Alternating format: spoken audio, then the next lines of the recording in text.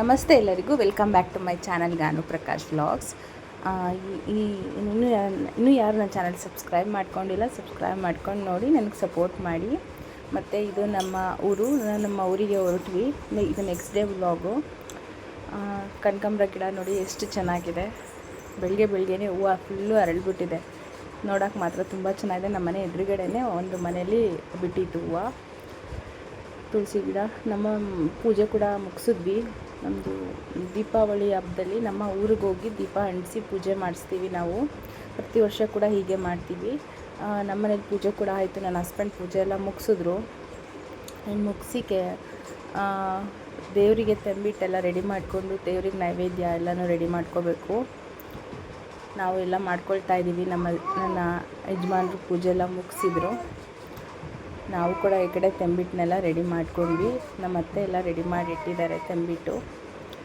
ದೇವರಿಗೆ ಪೂಜೆ ಕೊಡಬೇಕು ಅದನ್ನು. ಹಂಗಾಗಿ ಇದೇ ದೇವಸ್ಥಾನ, ಮುತ್ತಲಮ್ಮ ತಾಯಿ. ಚನ್ನಪಟ್ಟಣದಲ್ಲಿರೋ ದಶವಾರದಲ್ಲಿ ಇದೆ ದೇವಸ್ಥಾನ. ತುಂಬ ಚೆನ್ನಾಗಿದೆ. ಹಳೆಯ ದೇವಸ್ಥಾನ ಇದು, ಮುತ್ಯಾಲಮ್ಮ ತಾಯಿ ಅಂತ.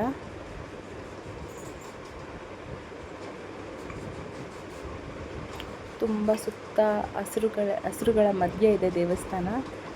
ನೋಡೋಕ್ಕೆ ತುಂಬ ಚೆನ್ನಾಗಿರುತ್ತೆ, ತಂಪು ಅನಿಸುತ್ತೆ ದೇವಸ್ಥಾನ. ಇದೇ ನೋಡಿ ದೇವಸ್ಥಾನ. ನಾವು ದೀಪಾವಳಿಲಿ ಇಲ್ಲಿ ಬಂದು ಇದನ್ನೆಲ್ಲ ದೇವಸ್ಥಾನ ಸ್ವಚ್ಛ ಮಾಡಿ ದೀಪ ಎಲ್ಲ ಇಟ್ಟು ಅಲಂಕಾರ ಮಾಡಿ ಇಟ್ಕೊಳ್ತೀವಿ. ಇದು ದೇವರಿಗೆ ಪೂಜೆ ಮಾಡ್ತಾರೆ. ನಾವು ಮಡ್ಲಕ್ಕಿ ಸಾಮಾನು ತೊಗೊಂಡೋಗಿರ್ತೀವಿ. ದೇವರಿಗೆಲ್ಲ ಕೊಟ್ಟಿದ ಮೇಲೆ ಅವ್ರು ಪೂಜೆ ಮಾಡ್ತಾರೆ. ಪೂಜೆ ಆದ ತಕ್ಷಣ ನಾವು ದೀಪ ಅಂಟಿಸೋಕ್ಕೆ ಶುರು ಮಾಡ್ತೀವಿ. ಪೂಜೆಗೆಲ್ಲ ರೆಡಿ ಮಾಡ್ಕೊಂಡಿದ್ದಾರೆ ಸ್ವಾಮಿಗಳು.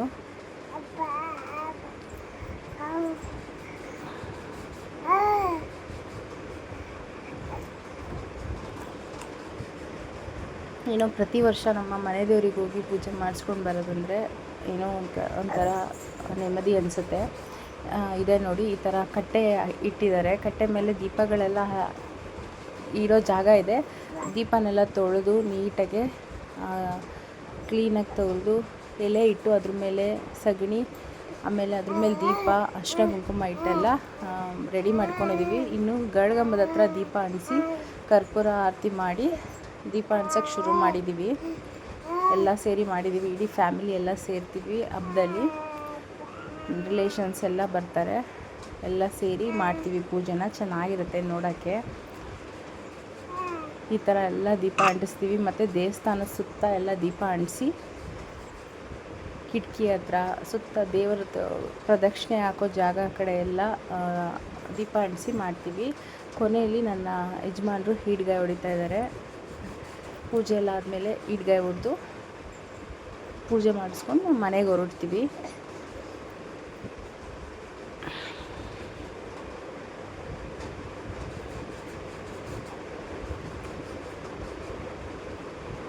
ನಮ್ಮನೇಲಿ ಪ್ರತಿ ವರ್ಷ ದೀಪಾವಳಿಗೆ ಹೀಗೆ ಮಾಡ್ತೀವಿ.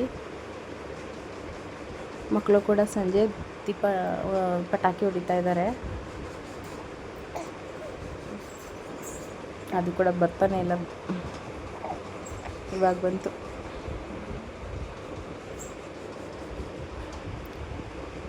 ಮತ್ತಿದು ಇನ್ನೊಂದು ದೇವಸ್ಥಾನ ಅಲ್ಲೇ ಮನೆ ಹತ್ರ ಇದೆ, ಹುಚ್ಚಮ್ಮ ತಾಯಿ ಅಂತ. ಇದು ಕೂಡ ಮನೆ ಹತ್ರನೇ ಇದೆ ದೇವಸ್ಥಾನ. ಇದಕ್ಕೂ ಕೂಡ ಪೂಜೆ ಸಲ್ಲಿಸ್ತೀವಿ ಪ್ರತಿ ವರ್ಷ ದೀಪಾವಳಿಯಲ್ಲಿ. ಗೌರಿ ಹಬ್ಬದಲ್ಲಿ ಮತ್ತು ದೀಪಾವಳಿ ಹಬ್ಬದಲ್ಲಿ ದೇವಸ್ಥಾನಕ್ಕೆ ಹೋಗಿ ಪೂಜೆ ಮಾಡಿಸ್ತೀವಿ. ಆದರೆ ದೀಪಾವಳಿಲಿ ಪ್ರತಿ ವರ್ಷ ದೀಪ ಅಂಟಿಸ್ತೀವಿ. ಈ ಥರ ಮನೆ ಕ್ಲೀನ್ ಎಲ್ಲ ಮಾಡಿ ದೇವಸ್ಥಾನನ ದೀಪ ಎಲ್ಲ ಇಟ್ಟು ಅಲಂಕಾರ ಮಾಡಿ ಆಮೇಲೆ ಪೂಜೆ ಆದ ತಕ್ಷಣ ದೀಪ ಅಂಟಿಸೋಕ್ಕೆ ಶುರು ಮಾಡ್ತೀವಿ. ಹೀಗಿರುತ್ತೆ ನೋಡಿ.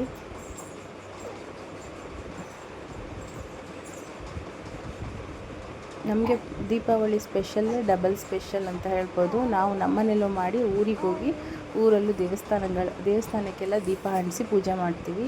ಅದೇ ಸ್ಪೆಷಲ್ ನಮ್ಮ ದೀಪಾವಳಿ ನಮ್ಮ ಮನೇಲಿ. ಮಕ್ಕಳಿಗೆಲ್ಲ ಒಂಥರ ಖುಷಿ ಆದರೆ ನಮಗೆ ದೀಪ ಅಂಟಿಸಿ ಮತ್ತು ಹಬ್ಬದ ಊಟ ಮಾಡೋದೇ ಒಂಥರ ಖುಷಿ. ಈ ವಿಡಿಯೋ ಇಷ್ಟ ಆಗಿದ್ದರೆ ಲೈಕ್, ಶೇರ್, ಸಬ್ಸ್ಕ್ರೈಬ್ ಮಾಡ್ಕೊಂಡು ನೋಡಿ. ವಿಡಿಯೋ ಹೇಗಿತ್ತು ಅಂತ ಕಮೆಂಟ್ ಮಾಡಿ. ಹೀಗಿತ್ತು ನಮ್ಮ ದೀಪಾವಳಿಯ ಸ್ಪೆಷಲ್. ನೀವು ಹೇಗೆ ಮಾಡ್ತೀರಾ, ನೀವು ಯಾವ ಥರ ಮಾಡ್ತೀರಾ ದೀಪಾವಳಿನ ಅಂತ ಕಮೆಂಟ್ ಮಾಡಿ.